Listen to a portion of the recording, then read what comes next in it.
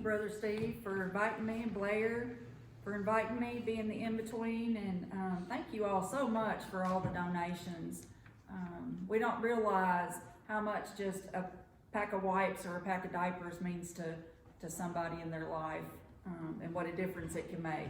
And literally can make the difference between life and death physically for an unborn child.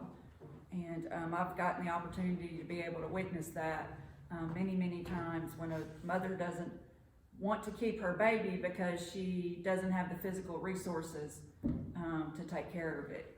And then we can step in and say, yes, but we have these resources. And it's because of you all, because you all donate these things to Birthchoice. So that makes you a part of what we do in the lives of the women and the men in our community. I've been at Birthchoice for 18 years. I started out as a volunteer 18 years ago, and I became a volunteer client advocate. And then a couple years later, I came on staff as a clinic director for our Brownsville office at the time, which is no longer open there. But I started as a director there, and then probably a year or two, a couple years after that, I came on in Trenton as the clinic director over there. And I have been there ever since, and I work out of our Jackson office some too. I'm back and forth doing different things. Although I've been there for 18 years, I haven't always been at Birthchoice. Just to share a little bit of my testimony with you, just to share what God can do in somebody's life. I didn't grow up in a Christian home. We didn't talk about God, didn't talk about Jesus. There was a period of time where my mother sent me on the church bus to church, and it was just a few times, and really the only thing I remember about that was going on the church bus and that I was going to get a candy bar for memorizing the 10 Commandments, which I didn't remember years later. Through the years, we didn't have a Bible. I don't ever remember hearing about Jesus. I always instinctively remember knowing that there was a God, though. I would look out at the sun and the trees, and I just always remember that knowing that there was a God. But I never remember hearing anything about Jesus. So many years went by, and I went a couple times to church with my sister, and just never really had a foundation built for Christ. And so through the years, I became very rebellious.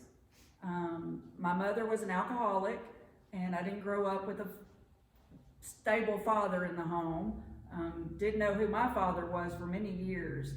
And then became very rebellious, left home at a young age. My mom just really didn't have a whole lot of authority in my life. So I got into the drugs and the alcohol, into a very unhealthy relationship at a young age that was full of drugs and alcohol and all forms of abuse, physical, mental, sexual abuse. And, through all that, there were times that I didn't know where I was going to sleep, where I was going to stay, what I was going to eat. Things that happened. I was thinking back just the other day, and I was having a conversation with God as I was driving home, and I thought, you were there, weren't you?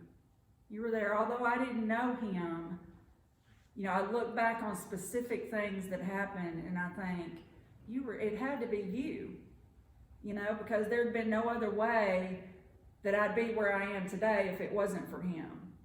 And he knew that I would come to love him one day. Of course he knew, because he knows everything. But, at the time, I didn't know that. So eventually I moved out of that relationship, out of the drugs and alcohol scene. Some years late, in the middle of that relationship, before it fell apart, I was about 19, and I made the decision to have an abortion. I got pregnant, and at 10 weeks pregnant, I decided to go to Memphis and have an abortion. Left the abortion clinic that day, not really even understanding what abortion was. All I knew is I wouldn't be pregnant anymore. But there was nobody that told me, sat me down, talked to me about, I didn't didn't have a relationship with God, didn't have a relationship with Christ, and didn't view life in the way that I do now because I didn't have a relationship with God. And so through all that, I left the abortion clinic that day forever changed. My heart was changed. And I looked at the father of that baby and I said, this is done and over with, and we'll never talk about this again. And we didn't. I didn't for 18 years. And suffered a lot of emotional trauma. That relationship ended, which is typical from a relationship that's involved with an abortion decision. But a lot of the time, those relationships will end. And then just from the emotional trauma that takes place, that sometimes women don't even realize where it's coming from. So through that relationship, was over, just kind of wandered for many years, and then met my now husband. He was not saved at the time either. Had my daughter, and I believe at that point God started the healing process. Although it was many, many years later, I became saved at about the age of 25. And, again, my heart was changed. My life was changed by coming to know Jesus. And through that, I became a leader in the church, was working with children, was working with women for probably about 9 years or so. And then God said, I want you to go to Birthchoice. And I want you to share about your abortion experience. And I was like, no, I'm not gonna do that. I'm not gonna do that. Well, what are you asking me to do? Because I knew that he wanted me with the church, with women in the church and other people in the community to share about my abortion experience. And I thought, I'm not gonna do that. What are they gonna think about me? They're gonna kick me out of the church. They're not going to want to talk to me. They're not going to have anything to do with me. They know that I took the life of my unborn child. And so for many years, I ran from that calling in my life, about 4. I said, well, I'll go down and I'll stuff some envelopes and that'll be good. Or I'll invite, a family, a needy family to my house for Thanksgiving, and that'll be good, God. That'll be okay. Well, no, that wasn't okay. And so through the years, God used a specific verse to speak to me in Psalm, and he just kept pouring that verse into my mind and into my heart. And it was, be still and know that I am God. I will be exalted among the nations. I will be exalted in the earth. And he just kept putting that verse into my mind, and he said, if you will surrender, I will be exalted. Know that I am God. And so I stopped my fighting eventually. I said, okay, I'll surrender to that. Whatever it is you want me to do, whatever the cost, I'll go. And I did, and I've been at Birthchoice for 18 years. And, one of the hardest decisions I ever had to make brought some of the greatest blessings in my life. And when I came to Birthchoice, of course, I was post-abortive. I had to go through, we have a post-abortion outreach program where we minister to women with abortion in their past. And I had to go through that. And God had already brought me quite a ways, but the thing he did in that process of healing was that he gave me such a freedom with that area of my testimony, that the enemy could no longer condemn me and put me to shame from that decision of abortion. And I could stand in front of churches knowing that there are women out there, that could possibly have abortion in their past, and nobody has ever known about it, and they have lived with that secret, and they've lived with the emotional trauma that it's brought for years and years, sometimes 20, 30 years. We had a story of a woman who was dying on her deathbed, revealed that secret that nobody had ever known about her. Her children didn't know. So women live in this bondage for many years. And the thing that God did in my life was brought such a freedom with that. He didn't take the abortion away. he didn't take the scars away, but he healed the scars. And he gave me such a freedom to stand up in front of churches and say, I had an abortion. But look what God did with that. And he's given me the opportunity to lead that area of the ministry, to minister to these women who come, that God brings, because we know that every week in our church, women sit in our pews. 1 in 4 women sit in our pews every week that have abortion in their past. And they look like you, and they look like me, and they go on about their life, and you would never know that they made that decision many years ago. For whatever reason, they made it. And, I want those women to know that there is freedom and hope found through Jesus Christ. And it is only found in him. Yes, doctors can help, medicine can help, but true freedom is only found through Jesus Christ.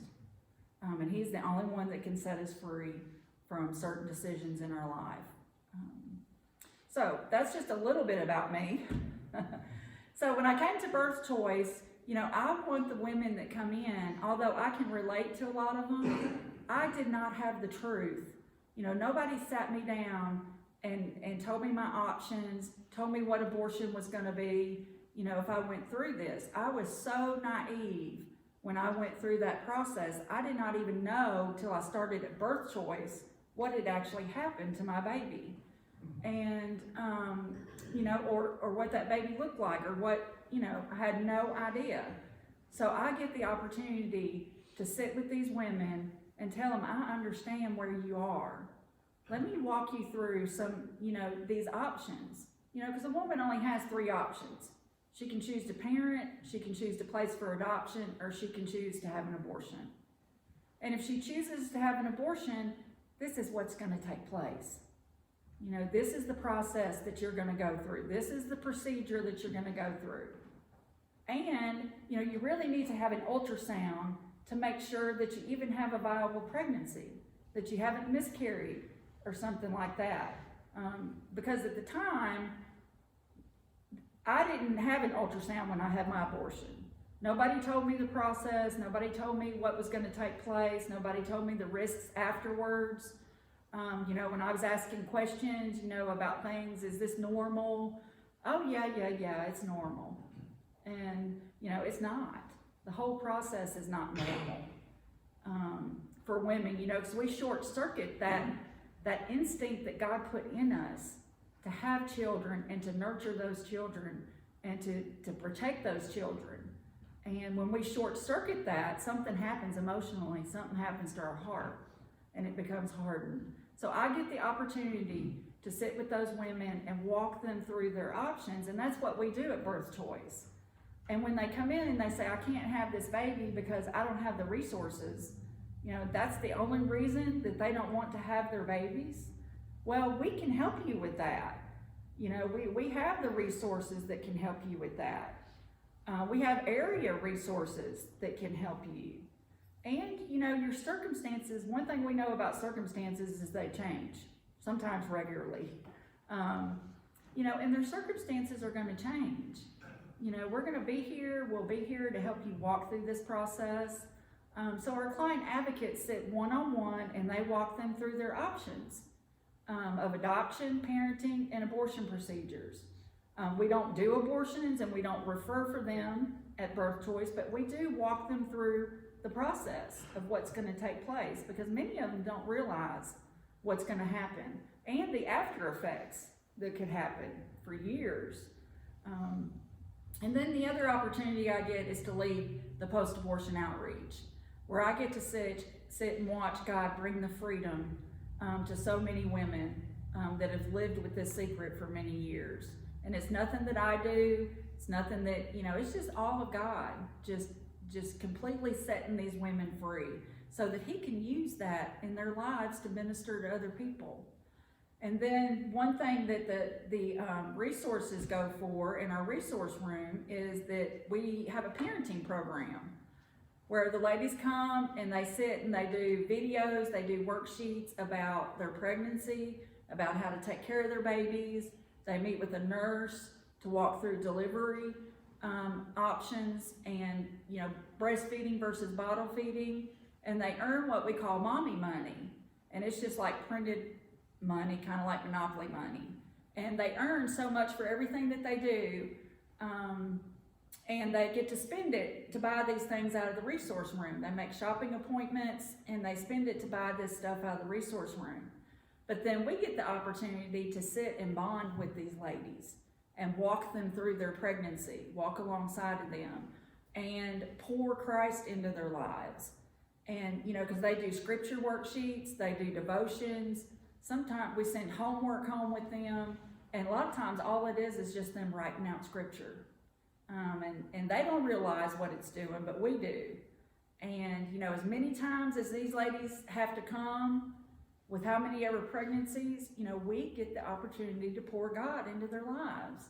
We share the gospel with every woman that comes in the door. A lot of times, whoever she brings with her too.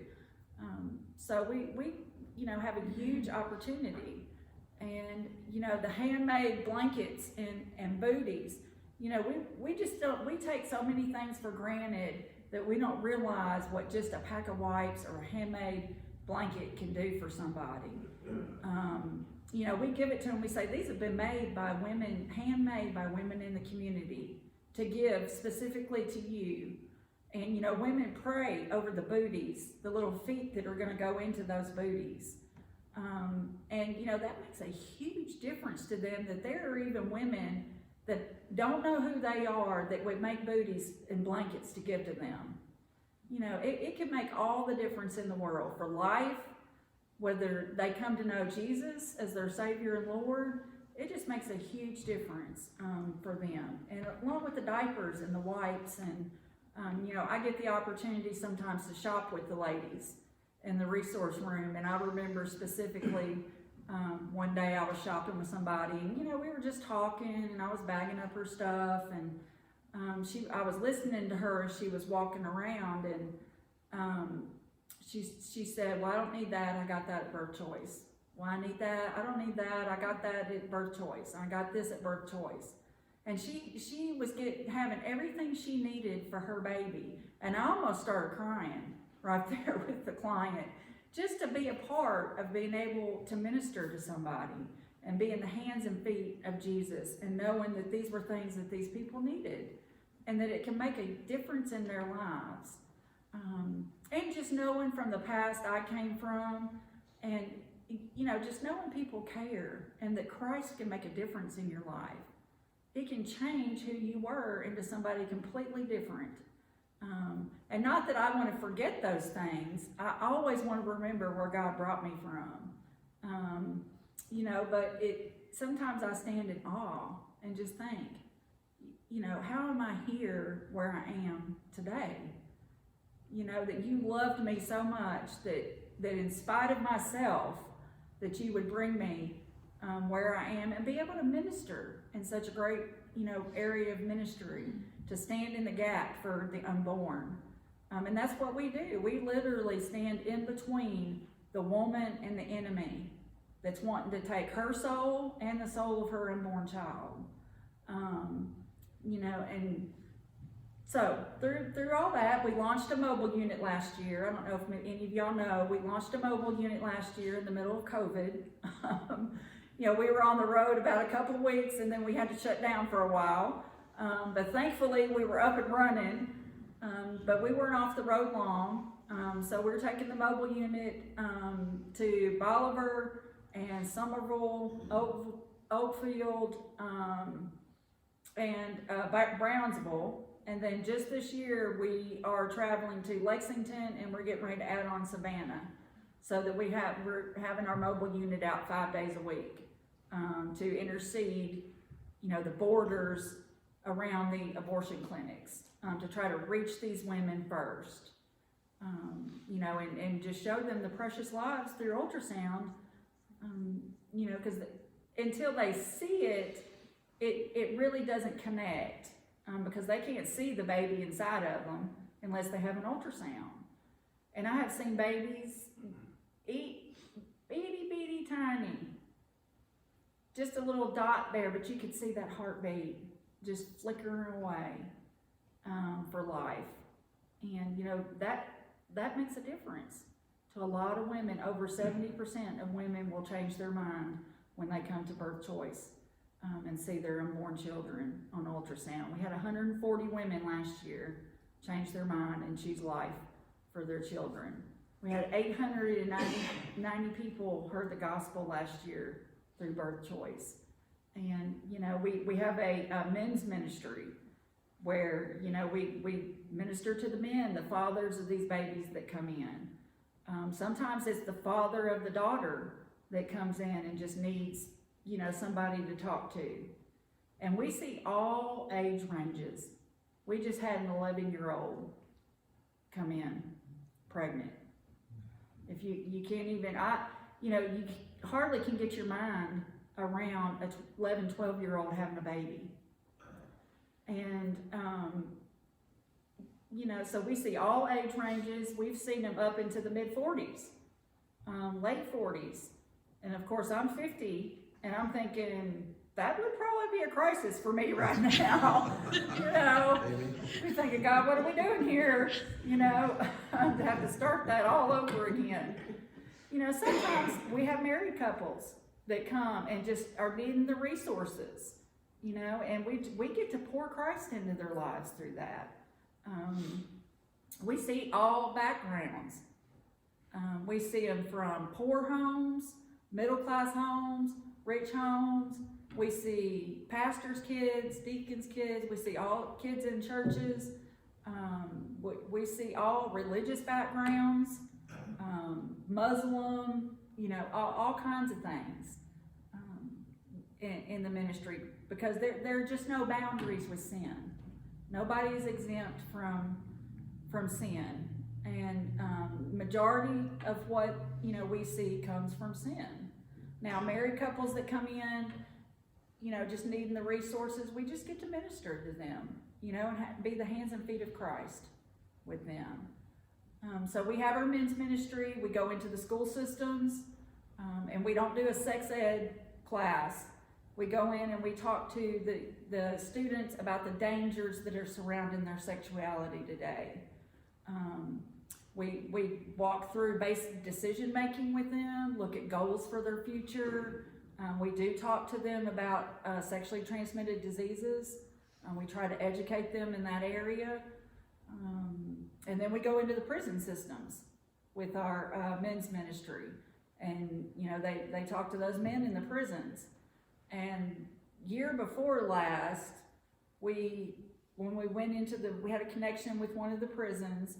Well, those men in that prison crocheted the most pretty little red baby hats that have white hearts on them.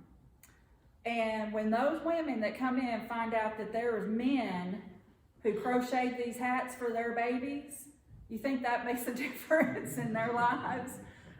To know that, you know, men, not all men are like what they are used to. You know, and sometimes they've never had anybody to care about them or to do anything for them. You know, so through Birthchoice, we get the chance to do that. And like I said earlier, you know, you are part of that. We can't do what we do without you. So there's many areas you can volunteer in. You know, if God's impressing on your heart that, you know, I want you to stand in the gap for these unborn, I want you to go to Birthchoice and minister. You know, you can be a client advocate. You can work in the office. You can work in the resource room.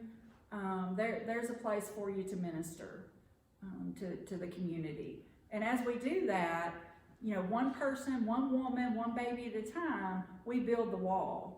You know, we build the wall in our community for life, and we make a community of life, because abortion doesn't just affect the woman.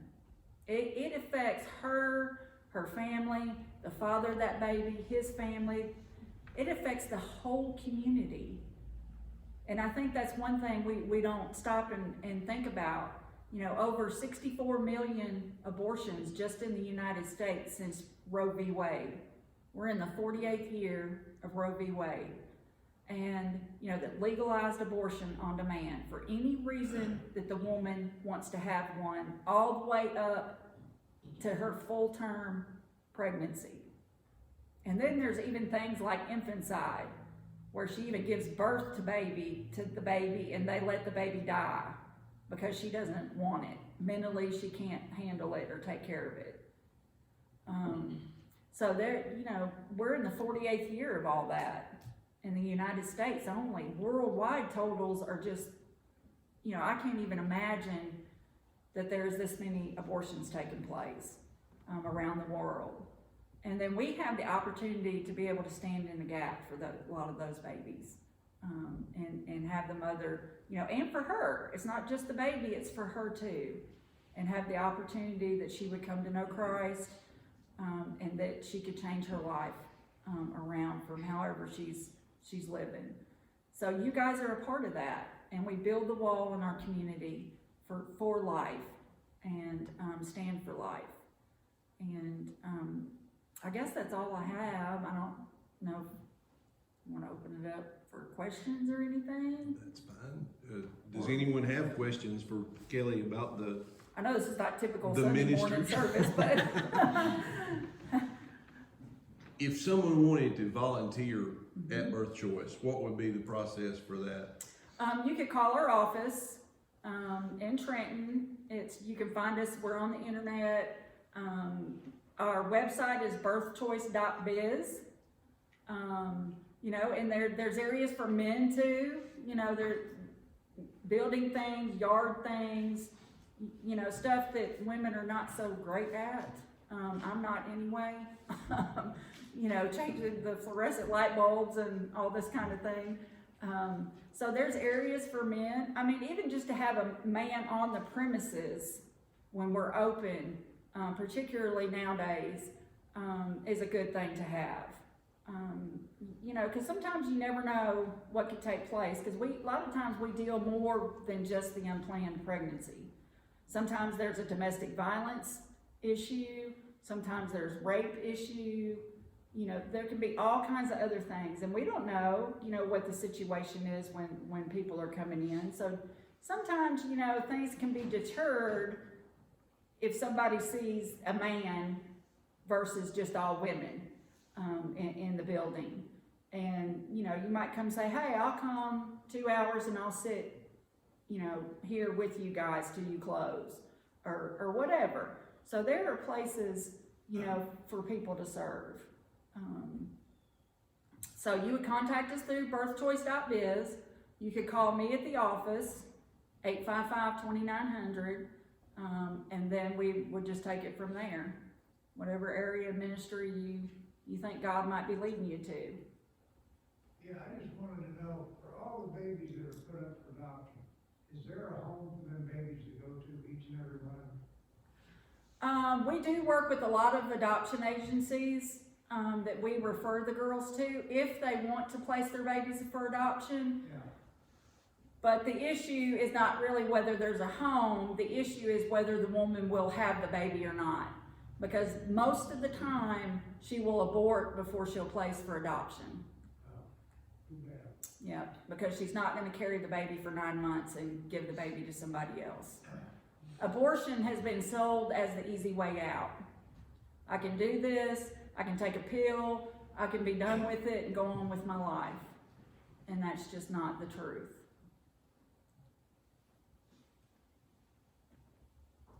What hours are you open? Right now we're open, because we work a lot with volunteer hours, we're open as much as we have the volunteers to be open. So right now we're open 3 days a week, Mondays 9 to 6:30, Tuesdays 9 to 7:30, and then Thursdays 9 to 2. And that's just because that's the volunteers and the nurse support that we have. We have support nurses who are RNs who come and they run our pregnancy tests and they answer medical questions, and then a lot of them train to go on to be a sonographer for us, to do our ultrasounds. You know, we use RDMSs or RNs trained in sonography to do our ultrasounds. And then we operate underneath the physician's license, who is our medical director. And all these nurses, except for the mobile unit, all the nurses that work in, except for our nurse managers, we have 2 of those are all volunteers. They volunteer 1 day a week for 4 hours.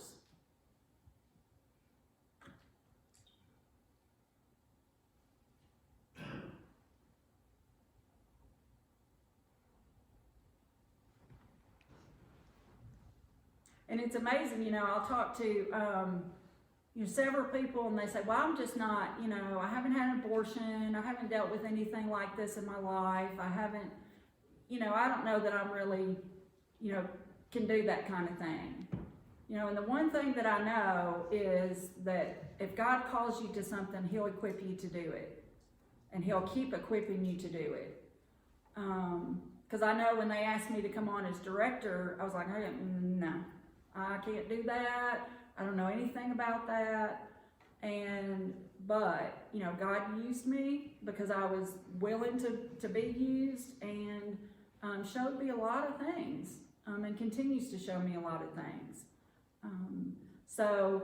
I remember a story years ago where there was a lady that come in and she got paired with a little girl, probably 20, something like that, who was adopted, who grew up in a good Christian home, had never experienced some of the things that, you know, we see in the office.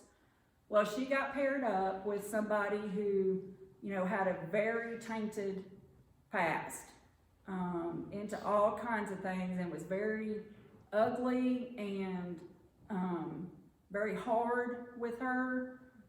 But God used that client advocate through a hug to minister to that woman.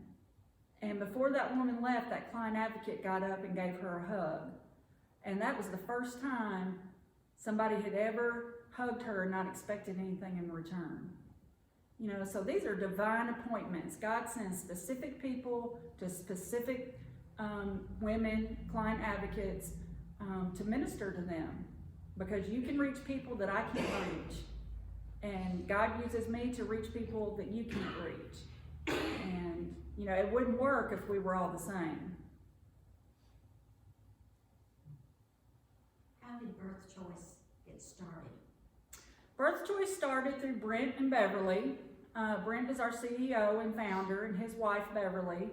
Many years ago, they could not have children at the time, so they were looking to adopt. So they were going through the adoption process, and long story short, there weren't any babies available to adopt, and they kept wondering, well, why? You know, why are there no babies that we can adopt? And the woman told them it was because of abortion. You know, the babies were being aborted. And then from that time on, you know, God just placed upon their heart that they needed to do something to, you know, stand in the gap for them. And so Birthchoice started out of that 32 years ago in our Jackson office. So we've been going for 32 years now, and God has just done some amazing things in our communities around us. Our Jackson office serves Madison County and surrounding counties, and then I already told you our mobile unit, and then Gibson County opened up in 2003, and we serve all of Gibson County through our Trenton office. So we're building a community of life, and we're committed to stand for life, you know, whatever that looks like.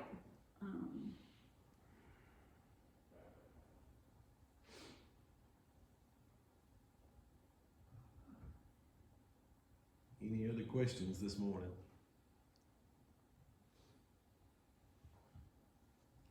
Well, thank y'all so much. I'm very humbled to be here with you all, just to share about a ministry that's dear to my heart, and thank you for allowing me to be here. I don't know if it was a treat or not, but thank you for allowing me to be here.